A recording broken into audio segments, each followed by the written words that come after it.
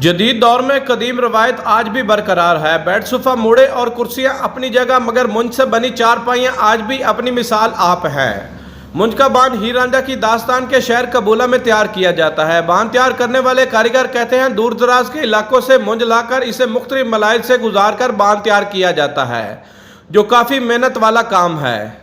ये हम लक्की मरवत से मुंज लेकर आते हैं और इसका बांध बनाने के लिए बहुत से मराइल से हमें गुजारना पड़ता है। उसके बाद इसका बांध तैयार होता है और चार पहियाँ बुनने के काम आता है और ये खूबसूरत और म्यारी होता है और देर पा चलता है और ये हमारी सकाफत का हिस्सा भी है। चारपाइयों के लिए मुंज का बांध आम बांध की निस्बत ज्यादा देरपा होता है, इसीलिए लोग बांध खरीदने के लिए दीगर इलाकों से आरीवाला के कबूला कस्बा का रुख करते हैं।